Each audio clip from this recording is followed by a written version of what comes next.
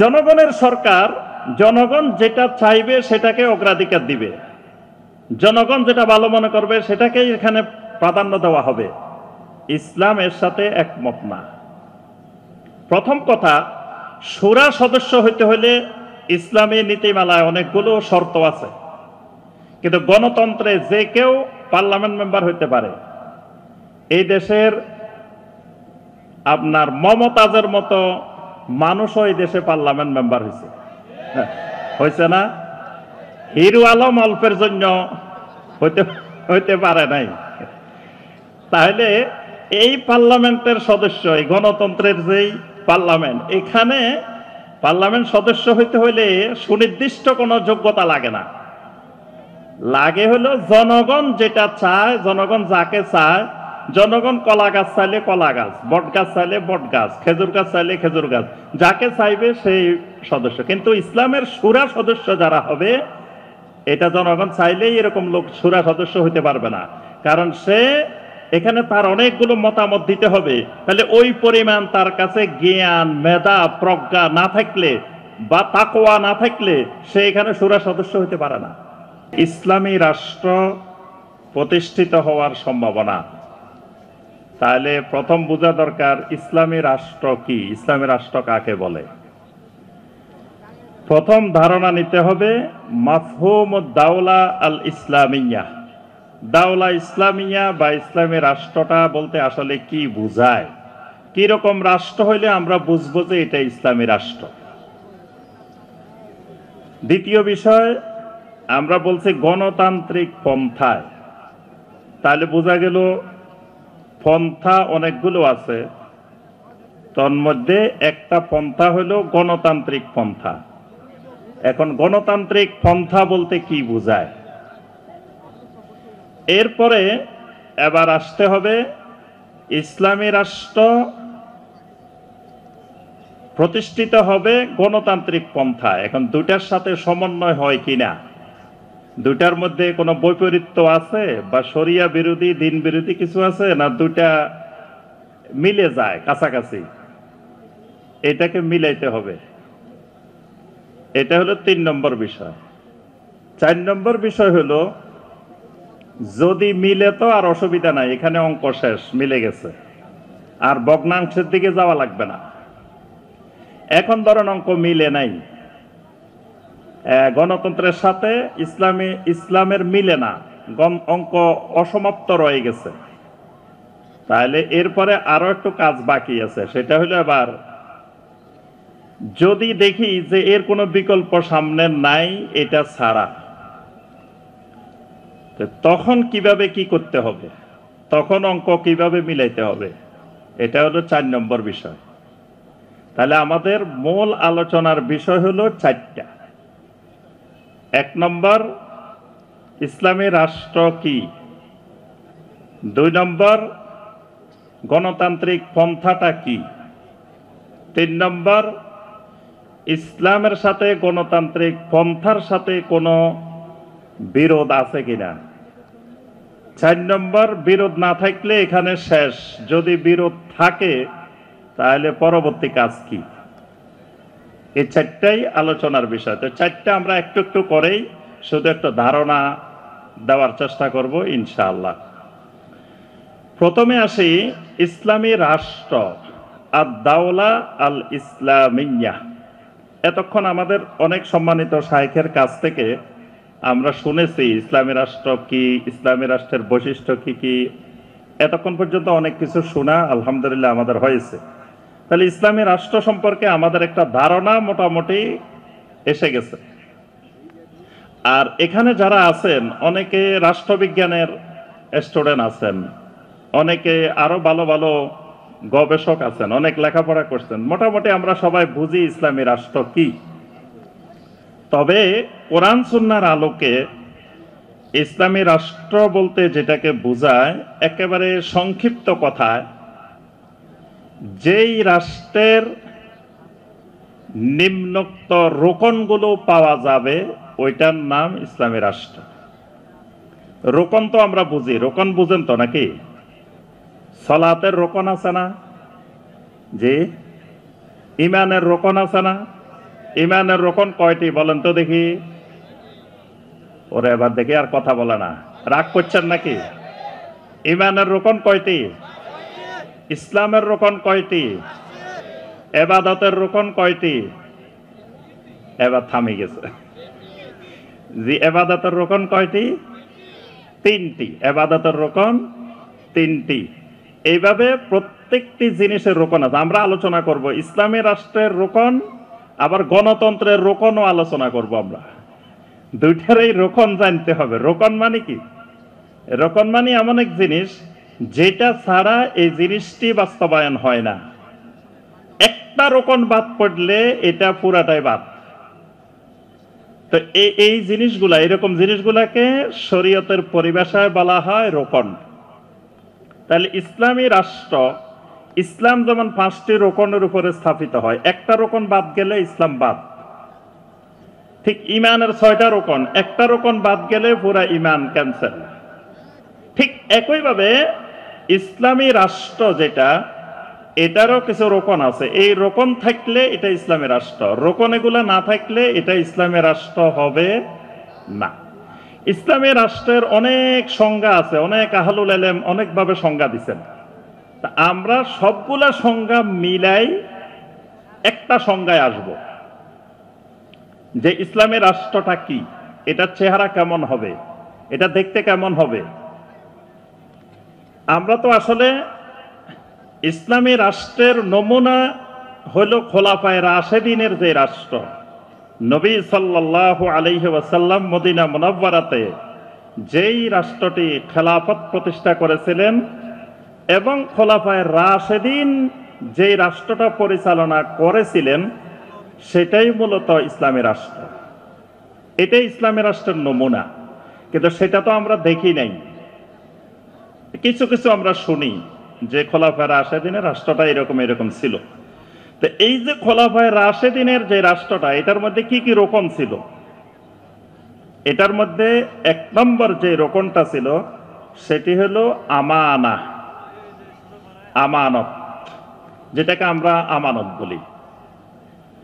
এটা ইসলামী রাষ্ট্রের 1 নম্বর রোকন। আমানত কি? সবচেয়ে বড় আমানত তাওহীদ। সবচেয়ে বড় আমানত আল্লাহ রাব্বুল আলামিনের আমানত বান্দার উপরে, সেটি হলো তাওহীদ, তাওহীদের আমানত। তাহলে ইসলামী রাষ্ট্র যেটা হবে, এটার 1 নম্বর খুঁটি, 1 নম্বর রোকন যেটা হবে, এই রাষ্ট্রে আমানত থাকবে। আমানত, আমানত বলতে কি থাকবে বলেন তো দেখি?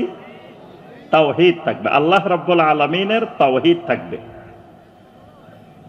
যদি তাওহীদ থাকে রাষ্ট্রে, তাহলে তাওহীদের বিপরীত কি? কথা বলে না। তাওহীদের বিপরীত কি? ঈমানের বিপরীত কি? জি, ঈমানের বিপরীত কি? কুফর। সুন্নতের বিপরীত। তাহলে যেই রাষ্ট্রে তাওহীদ থাকবে, সেই রাষ্ট্রে কি থাকবে না? শিরিক থাকবে না। মুসলিমেরা শিরিকও করবে, মুসলিমেরা শিরিকের অনুষ্ঠানে আনন্দ চিত্তে যোগদানও করবে, শিরিকের অনুষ্ঠানে শুভেচ্ছা জানাবে, শিরিকের সাথে একাত্মতা ঘোষণা করবে। এইটা কোনোদিন ইসলামী রাষ্ট্র হবে না। কারণ ইসলামী রাষ্ট্রের 1 নম্বর রোকনই হলো তাওহীদ। তাহলে এই রাষ্ট্রে 1 নম্বরে যেটি থাকতে হবে সেটি হলো তাওহীদ। এটা 1 নম্বর রোকন। 2 নম্বর রোকন, এই রাষ্ট্রে থাকবে আদল। এই রাষ্ট্রে থাকবে আদল। আদল মানে ইনসাফ, ন্যায়। একটু আগে আমাদের শায়েখ একটা গুরুত্বপূর্ণ হাদিস বলছিলেন যে বনু মাখজুমিয়া গোত্রের এক নারী চুরি করছিল, তার হাত কাটার শাস্তি মওকুফ করার জন্য উসামা ইবনে যায়েদ রাদিয়াল্লাহু তাআলা আনহুমাকে সুপারিশ করাইলেন। নবী সাল্লাল্লাহু আলাইহি ওয়াসাল্লাম তখন বলছেন, লাউ আন্না ফাতেমাতা বিনতা মুহাম্মাদিন সাল্লাল্লাহু আলাইহি ওয়াসাল্লাম সারাকাত লাকাতাতু ইয়াদাহা। যদি মুহাম্মদ সাল্লাল্লাহু আলাইহি ওয়াসাল্লামের মেয়ে ফাতেমাও চুরি করে, তা আমি অবশ্যই তার হাত কেটে দিব। তাহলে এটার নাম হলো আদল। আইন সবার জন্য সমান গতিতে ইনসাফ কায়েম হবে এই রাষ্ট্রে। এটা ইসলামী রাষ্ট্রের 2 নম্বর রোকন। 3 নম্বর রোকন, এই রাষ্ট্রের মানুষগুলো এতাআত করবে। এতাআত 3 ধরনের এতাআত করবে। 2টা এতাআত করবে শর্তহীন, 2টা এতাআত হবে মতলকা, আরেকটা এতাআত হবে মুকাইয়াদা। মানে 2টা হবে শর্তহীন, একটা হবে শর্তযুক্ত। আল্লাহ এবং রাসূলের আনুগত্য করবে এই সমাজের, এই রাষ্ট্রের জনগণ শর্তহীন। নেতার আনুগত্য করবে, রাষ্ট্রপ্রধানের আনুগত্য করবে শর্তযুক্তভাবে, মুকাইয়াদা। এটা হলো এই রাষ্ট্রের 3 নম্বর রকম। 4 নম্বর, এই রাষ্ট্রের হুকুম, যত আইন কানুন প্রণয়ন হবে, সমস্ত আইন কানুন হবে ইনিল হুকমু ইল্লা লিল্লাহ, আলা লাহুল খালকু ওয়াল আমর, তাবারাকাল্লাহু রাব্বুল আলামিন। এই রাষ্ট্রের সমস্ত আইনের উৎস হবে, আইনদাতা হবে একমাত্র আল্লাহ রাব্বুল আলামিন। আল্লাহ রাব্বুল আলামিন ছাড়া অন্য কোনো মানুষ আইন তৈরি করার ক্ষমতা পাবে না। মানে কোনো ব্যক্তি পার্লামেন্ট মেম্বার হয়ে, পার্লামেন্ট সদস্য হয়ে আইন তৈরি করতে পারবে না। কারণ আইন তো তৈরি করা আছেই, আল্লাহ রাব্বুল আলামিনের পক্ষ থেকে আইন তো আছেই। তো শুরার যারা সদস্য হবে, পার্লামেন্ট যারা মেম্বার হবে, তারা আল্লাহর আইনকে বাস্তবায়ন করবে, এটা আইন তৈরি করতে পারবে না। আইন তৈরির ক্ষমতা আল্লাহ কাউকে দেন নাই। তাহলে 4 নম্বর হবে কি? আমি আবার পড়া নিমো, কিন্তু পড়া শেষ হইলে এজন্য মনে রাখতে হবে। 4 নম্বর হলো হুকুম, একটা একটা শব্দ মনে রাখলে হবে। 4 নম্বর হলো কি? হুকুম। 5 নম্বর হলো তাহাকুম। 5 নম্বর হলো তাহাকুম। তাহাকুম মানে কোন জায়গায় 2 জনের মধ্যে বিরোধ, আমার সাথে আপনার কোনো একটা বিষয় নিয়ে বিরোধ। এখন এই বিরোধের জন্য ফয়সালা কিসের মাধ্যমে হবে, কোথায় হবে? শরিয়া আদালত অথবা শরিয়া বিহীন আদালত। তাই আমার আপনার এই রাষ্ট্রের ফয়সালা হবে, ওই তাহাকুম হবে শরিয়া আদালতে, তাগুতের আদালতে না। এটাকে বলে তাহাকুম। কোরআনে কারিমে আল্লাহ পাক বলেছেন, আলাম তারা ইলাল্লাযীনা ইয়াজউমুনা আন্নাহুম আমানু বিমা উনজিলা ইলাইকা ওয়া মা উনজিলা মিন ক্বাবলিক ইউরিদুনা আন ইয়াতাহাকামু ইলাত তাগুত ওয়া কাদ উমিরু আন ইয়াকফুরু বিহি। তাগুতের আদালতকে আল্লাহ বলছেন কুফরি করার জন্য, অস্বীকার করার জন্য। তা আল্লাহ বলছেন মুনাফিকদের অভ্যাস হলো, এরা এমনি বলে যে আমরা কোরআন মানি, হাদিস মানি, কিন্তু বিচারের ক্ষেত্রে তখন তাগুতের আদালতে যায়, শরিয়া আদালতে যায় না। তাহলে ইসলামী রাষ্ট্র যেটা হবে, এটার আপনার আদালত হবে পরস্পর বিরোধের ক্ষেত্রে ফয়সালা দিবে শরিয়া আদালত। কয়টা গেছে? জি, ভাষা মনে আছে তো, ভুলে গেলে হবে না। 6 নম্বর তাহকিম। তাহকিম হবে আল্লাহর, একটা হুকুম বলছি, আর একটা তাহাকুম, আর একটা তাহকিম। তাহকিম মানে যে কোনো বিষয়ের ক্ষেত্রে, ফয়সালার ক্ষেত্রে আল্লাহ রাব্বুল আলামিন হবেন ফয়সালাদাতা, বা আল্লাহর ফয়সালাটা নবী সাল্লাল্লাহু আলাইহি সাল্লামের মাধ্যমে প্রকাশ পেয়েছে, এরকম হইতে হবে। এটাকে বলে তাহকিম।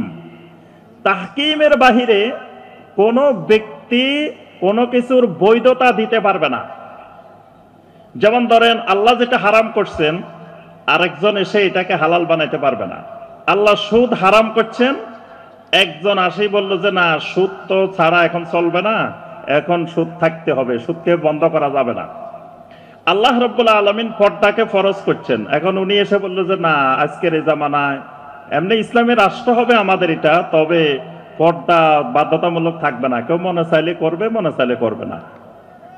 অথবা হইতে পারে সুদও থাকবে, তবে কেউ চাইলে সুদ খাইতে পারে, কেউ চাইলে সুদ নাও খাইতে পারে।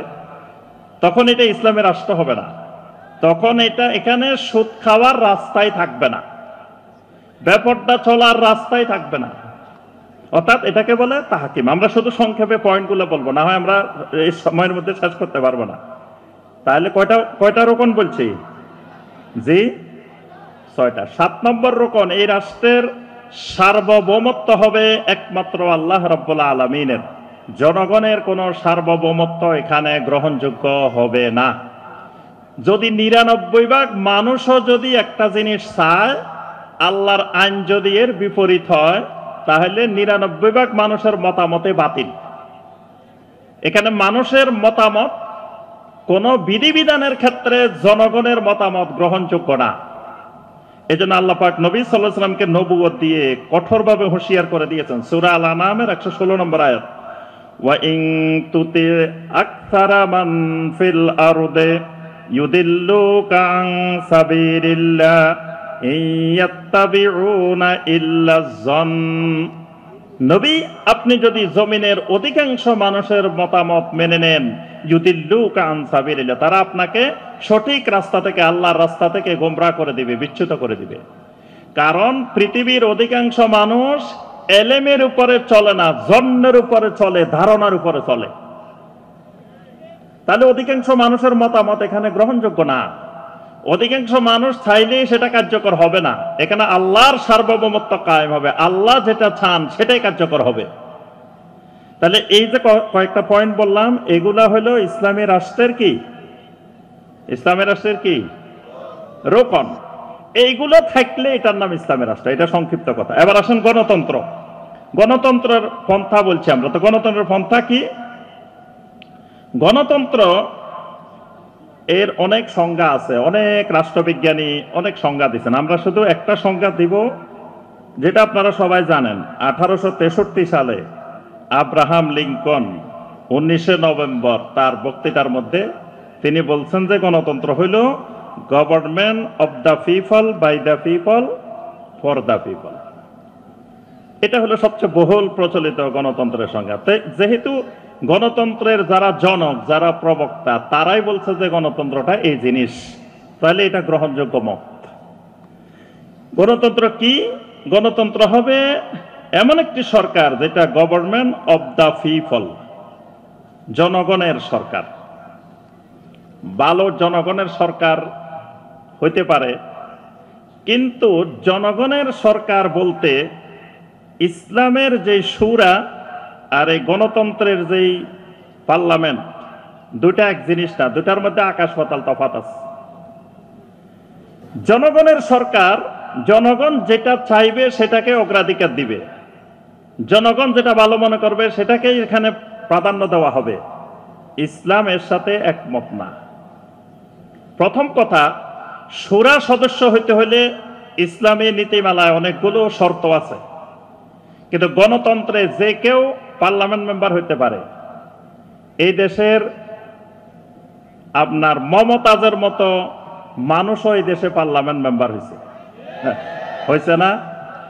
হিরু আলম অল্পের জন্য হইতে পারে নাই।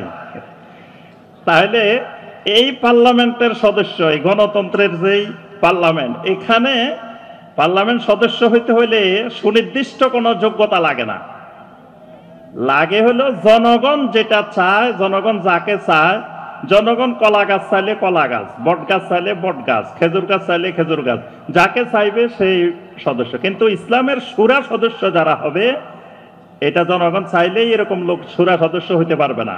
কারণ সে এখানে তার অনেকগুলো মতামত দিতে হবে। তাহলে ওই পরিমাণ তার কাছে জ্ঞান, মেধা, প্রজ্ঞা না থাকলে বা তাকওয়া না থাকলে সে এখানে শুরা সদস্য হইতে পারে না।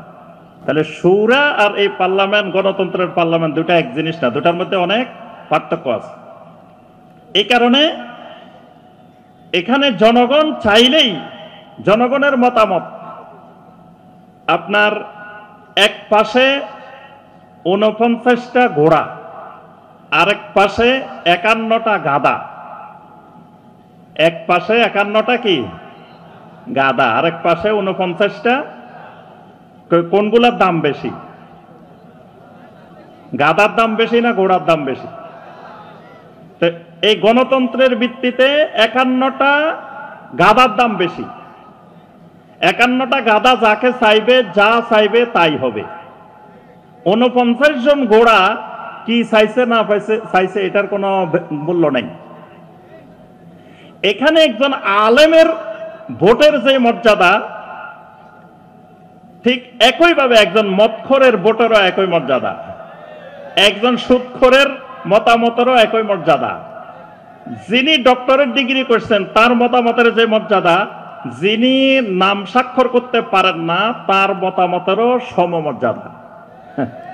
ইসলাম এই মতামতকে সমমর্যাদার মনে করে না, কারণ দুইজনের জ্ঞানের পার্থক্য আছে, তাকওয়ার পার্থক্য আছে, ইমানের পার্থক্য আছে, আমলের পার্থক্য আছে, তাইলে সব এক হইতে পারে না। এটা এবার আসেন, আমরা আর বিস্তারিত যাব না, সময় শেষ। গণতন্ত্রের রোকন কয়টা? গণতন্ত্রের রোকন হইল 4টা। যারা গণতন্ত্রের বিশেষজ্ঞ তারাই বলছেন যে গণতন্ত্রের রোকন হবে 4টা। একটা রোকন আইন বিভাগ, একটা শাসন বিভাগ, একটা বিচার বিভাগ, একটা সংবাদ মাধ্যম। এই 4টা হলো গণতন্ত্রের 4টা রোকন। এই 4টা রোকনের মধ্যে 3টি মতাদর্শের সমন্বয় থাকবে। এই 4টা রোকনের মধ্যে একটা ধর্মনিরপেক্ষতাবাদ থাকবে, একটা গণতন্ত্র থাকবে, একটা জাতীয়তাবাদ থাকবে। এই 3টি মতাদর্শের আলোকে 4টি রোকন বাস্তবায়ন হবে। তো এই যে যেই মতাদর্শগুলো থাকবে, এই মতাদর্শগুলোর সাথে ইসলাম একমত নয়। এগুলোর মধ্যে, এই মতাদর্শগুলোর মধ্যে অনেকগুলো শিরিক, অনেকগুলো ইসলাম বিরোধী বিষয় এর মধ্যে জড়িত আছে।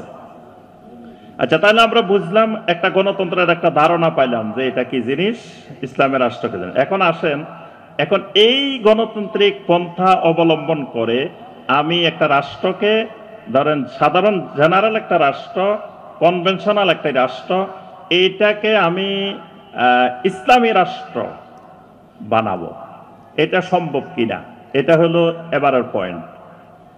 প্রথম কথা, যেহেতু এটার ভিতরে অনেকগুলো বিষয় শিরিক আছে, কুফরি আছে, হারাম মিশ্রিত আছে, কিছু বিষয়, 2-1টা বিষয় ইসলামের সাথে মিল আছে, কিন্তু অধিকাংশ বিষয়ের সাথে ইসলামের দ্বিমত আছে। যেমন জনগণের সার্বভৌমত্ব। এই জনগণের সার্বভৌমত্ব মানাটা শিরিক। একজন মুসলিম জনগণের সার্বভৌমত্ব মানে না। মুসলিম বিশ্বাস করে, ঈমান আনে, সার্বভৌমত্ব হবে একমাত্র আল্লাহর। কোরআনে কারিমে বারবার আসছে, তাবারাকাল্লাযী বিয়াদিহিল মুলক, সকল ক্ষমতা, সকল মুলক একমাত্র আল্লাহর। আল্লাহ রাব্বুল আলামিন অসংখ্য আয়াতে বারবার বলছেন, এবং সূরা আল মুলকের এত গুরুত্ব, নবী সাল্লাল্লাহু আলাইহি ওয়াসাল্লাম রাত্রে ঘুমানোর আগে প্রতিদিন সূরা আল মুলক তেলাওয়াত করে ঘুমাইতেন। সূরা আল মুলক তাওহীদের একটা সূরা, তাওহীদুর রুবুবিয়্যাতের গুরুত্বপূর্ণ একটা বিষয় মুলক। তাহলে এই মালিকানা যদি আল্লাহ ছাড়া কাউকে দেওয়া হয়, এটা শিরক। এজন্য মালিকানা হবে, সার্বভৌমত্ব হবে একমাত্র আল্লাহর। এই জায়গায় দ্বিমত আছে। এরপরে গণতন্ত্রের উদ্দেশ্য থাকে মানুষকে সন্তুষ্ট করা। মানুষকে সন্তুষ্ট করতে পারে যিনি, তিনি বিজয়ী হন। যে যত বেশি মানুষকে সন্তুষ্ট করতে পারে, সে তত বেশি মানুষের জনপ্রিয়। ইসলাম এই মতকে সমর্থন করে না। মানুষকে সন্তুষ্ট করা শিরিক, আল্লাহকে সন্তুষ্ট করা ইমানদারের ইমানি দায়িত্ব। দুনিয়ার মানুষ সব অসন্তুষ্ট হতে পারে, আমার আল্লাহ সন্তুষ্ট থাকলে যথেষ্ট। কিন্তু গণতন্ত্রের কথা হলো না, আগে মানুষকে সন্তুষ্ট করতে হবে, কারণ তুমি জনপ্রিয় না হলে জনগণ তো ভোট দিবে না। তাহলে জনগণকে জনপ্রিয় হতে হলে, জনগণকে সন্তুষ্ট করতে হলে, জনগণ কবর পূজা করতেছে, কবর পূজার বিরুদ্ধে কিছু বলা যাবে না। জনগণ মাজার পূজা করতেছে, মাজার পূজার বিরুদ্ধে কিছু বলা যাবে না। কয় না ভাই, এখন কিছু বলা যাবে না, এখন হিকমত অবলম্বন করতে হবে। কারণ বললে তো মাজার পূজারী, কবর পূজারী, শিরিককারী, বেদাতকারী, তারা তো আমাকে ভোট দিবে না, তারা তো আমাকে মতামত দিবে না। তা আমি তখন এবার পার্লামেন্টে যাবো কেমনে, ইসলামী রাষ্ট্র কর্ম কেমনে? তাহলে এই সব জায়গায় খালি হেকমত আর হেকমত, মানে তখন শুরু হবে হেকমতের তাণ্ডব। এটা করলে ভাই টাকনুর উপরে কাপড় পরেন, টাকনুর নিচে কেন কাপড়? কয় হেকমত। আচ্ছা ভাই দাড়ি রাখেন, কয় এটা হেকমত। দাড়ি না রাখাটাও হেকমত। তারপরে টাকনুর নিচে কাপড় পরা, এটাও হেকমত। ভাই এখানে শিরিকের অনুষ্ঠান হইতেছে, এখানে যাওয়া যাবে না, এটা হেকমত।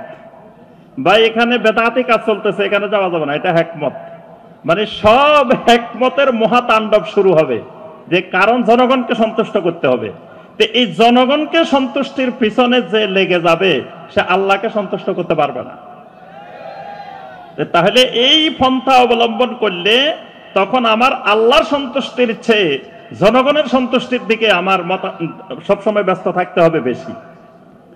3 নম্বর, এই পন্থায় শরিয়াকে সমর্থন করে না।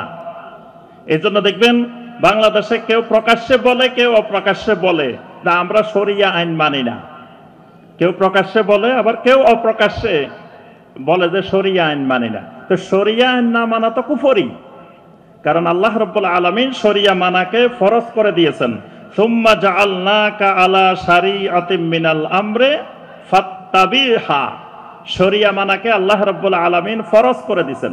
তো কেউ যদি বলে শরিয়া মানি না, এখন শুনেন, ধরেন আমি এরকম বাংলাদেশের মাজার পূজারী, কবর পূজারী, শিরিককারী, ওয়াহদাতুল উজুদকারী, তারপরে যত রকমের শিরিক বেদাত করে সবার সমর্থন নিয়ে আমি ক্ষমতায় চলে গেলাম। গিয়ে আমি ঘোষণা দিলাম যে বাংলাদেশে আর এই শিরিক চলবে না, শিরিকের আস্তানা থাকবে না। যখনই আমি এই ঘোষণা দিব, তখন ওই যাদের সমর্থন নিয়ে, যাদের মতামত নিয়ে আমি ক্ষমতায় গেছি, তারা পরের দিনে আমাকে ক্ষমতা থেকে উচ্ছেদ করবে। কারণ সে বলবে যে মিয়া আমরা মাজার পূজা করি, মাজার রক্ষা করার জন্য তোমারে ভোট দিছি, আর তুমি এখন যাই বলতেছো যে না মাজার থাকবে না, তাহলে তুমিই থাকতে পারবে না। তাহলে বোঝা গেল এবার যেই জনগণ, এই জন্য যে ইসলামী রাষ্ট্রের রোকনের মধ্যে আমরা একটা রোকন বলছি যে এতাআত, মানে আল্লাহর বিধান মানার জন্য প্রস্তুত হইতে হবে জনগণ। আল্লাহ সুবহানাহু ওয়া তাআলার জন্য ওই সূরা আন-নিসার 59 নম্বর আয়াতে আল্লাহ পাক বলছেন, ইয়া আইয়ুহাল্লাযীনা আমানু আতিউল্লাহ ওয়া আতিউর রাসূল ওয়া উলিল আমরি মিনকুম। উলিল আমরের নির্দেশের কথা বলার আগে, আনুগত্যের আগে আতিউল্লাহ আতিউর রাসূল বলছেন। তাহলে মানুষগুলো যে ইসলামী আইন মানার জন্য, তাওহীদ মানার জন্য, সুন্নাহ মানার জন্য মানুষগুলো আগে রেডি হতে হবে। নবী সাল্লাল্লাহু আলাইহি সাল্লামকে মক্কা মুকাররমায় মুশরিকেরা ক্ষমতা দিয়ে দিয়েছিলেন যে আপনি রাষ্ট্রপ্রধান হয়ে যান। নবী সাল্লাল্লাহু আলাইহি সাল্লাম তো মহা সুযোগ পাইছিলেন যে রাষ্ট্রপ্রধান হয়ে যেতে পারতেন, যে আমি এখন রাষ্ট্রপ্রধান হয়ে মক্কাতে ইসলাম কায়েম করে ফেলবো। তো নবী সাল্লাল্লাহু আলাইহি সাল্লাম হইতেন রাষ্ট্রপ্রধান, আবু জাহেল হয়তো প্রধানমন্ত্রী, আবু লাহাব থাকতো নবী সাল্লাল্লাহু আলাইহি সাল্লামের স্বরাষ্ট্রমন্ত্রী, আরেকজন থাকতো ওলীদ ইবনে মুগীরা থাকতো পররাষ্ট্রমন্ত্রী। তো এদেরকে দিয়ে নবী সাল্লাল্লাহু আলাইহি সাল্লাম বুঝছেন যে এদেরকে দিয়ে কোনোদিন ইসলামের রাষ্ট্র সম্ভব নয়। এই জন্য নবী সাল্লাল্লাহু আলাইহি সাল্লাম অফার পাওয়ার পরেও নবী সাল্লাল্লাহু আলাইহি সাল্লাম এই দায়িত্ব গ্রহণ করেন নাই, নেন নাই। কারণ জনগণ ঈমান মানার জন্য, তাওহীদ মানার জন্য, আল্লাহর বিধান মানার জন্য প্রস্তুত না। আগে জনগণকে প্রস্তুত করছেন, তারপরে নবী সাল্লাল্লাহু আলাইহি সাল্লাম খেলাফত কায়েম করছেন। এই জন্য খেলাফত আল্লাহর পক্ষ থেকে আসে, খেলাফত আল্লাহর পক্ষ থেকে আসে। ইসলামী রাষ্ট্র আল্লাহ সুবহানাহু ওয়া তাআলার পক্ষ থেকে আসবে। কখন আসবে? সূরা নূরের 55 নম্বর আয়াত। এটা আল্লাহর ওয়াদা, ওয়া'আদাল্লাহুল্লাযীনা আমানু মিনকুম ওয়া আমিলুস সালিহাতি লা ইস্তাখলিফান্নাহুম ফিল আরদ কামা ইস্তাখলাফাল্লাযীনা মিন ক্বাবলিহিম। যখন মানুষ ঈমান আর আমলে সালেহ, যখন এই দুটা ঠিক করে নেবে, ঈমানটাকে শিরিক মুক্ত করবে, কুফর মুক্ত করবে, নেফাক মুক্ত করবে, তাওহীদি ঈমান গড়ে তুলবে, আমলটা যখন সালেহ হবে, বেদাত মুক্ত সুন্নতি আমল গড়ে তুলবে, মানুষ যখন আল্লাহর বিধান মানার জন্য উন্মুখ হয়ে যাবে, তখন আল্লাহ রাব্বুল আলামিনের এই মহা নেয়ামত খেলাফত আলা মিনহাজুন নবুওয়া আল্লাহ পাক তখন দিবেন। কিন্তু জনগণ যতক্ষণ এটা মানার জন্য প্রস্তুত না, তখন আল্লাহ এই নিয়ামত তাদের উপরে দিবেন না। সর্বশেষ পয়েন্ট, তাহলে আমরা বুঝলাম যে ইসলামের সাথে এটা এক হয় না, মিলে নাই। এটার আদর্শ, গণতান্ত্রিক পন্থার আদর্শটা ইসলামী আদর্শের বিপরীত, মিলে না। তো না মিললে এখন আসেন সর্বশেষ কথা, তাহলে মিলাইতে চাইলে কি করতে হবে? এখন যদি আপনি মনে করেন যে এই কুফরি পন্থা ছাড়া এই পন্থার বাহিরে আর কোনো পন্থা আপনি খুঁজে পাচ্ছেন না, যে এই পন্থার মাধ্যমেই একমাত্র সম্ভব। আমাদের দেশে যারা এই মতের প্রবক্তা, যারা চান যে গণতান্ত্রিক পদ্ধতির মাধ্যমে এই পন্থায় ইসলাম কায়েম হবে, দিন কায়েম হবে, ইসলামের রাষ্ট্র হবে, তাদের সবচেয়ে বড় কথা যেটা, সেটা হলো যে এই কোনো পন্থা দেখা যায় না। তারা আর পৃথিবীতে কোনো বিকল্প পন্থা খুঁজে পাচ্ছেন না। কিন্তু বিকল্প পন্থা হলো আম্বিয়া আলাইহিমুস সালাম যেই পন্থা অবলম্বন করেছিলেন, এটাই কিয়ামত পর্যন্ত দিন প্রতিষ্ঠার একমাত্র পন্থা। আম্বিয়া আলাইহিমুস সালাম কি পন্থা অবলম্বন করেছেন? সেটা হলো আম্বিয়া আলাইহিমুস সালাম দাওয়াতের মাধ্যমে মানুষকে তাওহীদের দাওয়াত দিয়ে যখন জনগণ আহলুত তাওহীদ হবে, জনগণ দিনমুখী হবে, জনগণ তাওহীদ বুঝবে, যখন জনগণে চাইবে যে কিভাবে ইসলামের রাষ্ট্র হবে, কিভাবে একটা খেলাফত কায়েম হবে, তখন আল্লাহর নিয়ামত আসবে। এটা হলো আম্বিয়া আলাইহিমুস সালামের পন্থা। এখন যদি মনে করি না এই পন্থা এখন দরকার, তাহলে এই দরকারের সিদ্ধান্তটাও নিতে হবে ওলামায়ে কেরাম, বিজ্ঞ ওলামায়ে কেরাম। এই জন্য আমাদের আহলুল হাদিস ওলামায়ে কেরাম ইতিপূর্বে এই যুগে যুগে আমাদের সালাফদের আহলুল হাদিস ওলামায়ে কেরাম এই পন্থাকে সমর্থন করেন নাই, এই পন্থার সাথে একাত্মতা এই পর্যন্ত ঘোষণা করেন নাই। কি করছিলেন? আমাদের পূর্বেকার আহলুল হাদিস ওলামায়ে কেরাম কি তারা এই গণতান্ত্রিক পন্থার মাধ্যমে ইসলাম কায়েমের জন্য চেষ্টা করছিলেন? কথা কয় না, করছেন? তো করেন নাই। তো এখন যদি মনে করি আমরা না এই পন্থায় যাওয়া দরকার, তো এই সিদ্ধান্ত কে নিবে? এই সিদ্ধান্ত নিতে হবে আমাদের এই সালাফি মানহাজের বিজ্ঞ ওলামায়ে কেরাম। বিজ্ঞ ওলামায়ে কেরাম বসতে হবে এক জায়গায়, বসে আলোচনা পর্যালোচনা, কোরআন সুন্নাহর তাহকিক বিশ্লেষণ ইজতিহাদ করেই সিদ্ধান্ত নিতে হবে। কোন একক ব্যক্তি বা কেউ এই সিদ্ধান্ত নিতে পারে না। ওলামায়ে কেরাম, আমাদের সালাফের সমস্ত ওলামায়ে কেরাম যদি মনে করেন যে না এই পন্থা আমাদের এখন যাওয়ার দরকার, বা এই পন্থা আমাদের গেলে আমাদের উপকার, আমাদের লাভ বা দ্বীনের লাভ, ইসলামের কল্যাণ, তো তাহলে ওলামায়ে কেরামকে বসে সিদ্ধান্ত নিতে হবে। ওলামায়ে কেরামের সিদ্ধান্তের বাহিরে এককভাবে নিজে নিজে এসব বিষয়ে সিদ্ধান্ত নেওয়া যেতে পারে না। আল্লাহ রাব্বুল আলামিন আমাদের সবাইকে এই বিষয়টিকে আরো গভীরভাবে উপলব্ধি করার, এই বিষয়ের উপরে আরো ইজতিহাদ করার, জ্ঞান অর্জন করার আল্লাহ পাক আমাদেরকে তৌফিক দান করুন। আল্লাহ রাব্বুল আলামিন সালাফি কনফারেন্সকে, এই নবম বার্ষিক সালাফি কনফারেন্সকে আল্লাহ রাব্বুল আলামিন কবুল ও মঞ্জুর করে নিন। আল্লাহ পাক আজকে এবং আগামীকাল যত আলোচনা হয়েছে এবং হবে সবগুলো আমাদেরকে মানার, আমল করার আল্লাহ পাক তৌফিক দান করুন। আমিন ইয়া রাব্বাল আলামিন। আসসালামু আলাইকুম ওয়া রাহমাতুল্লাহি ওয়া বারাকাতুহু।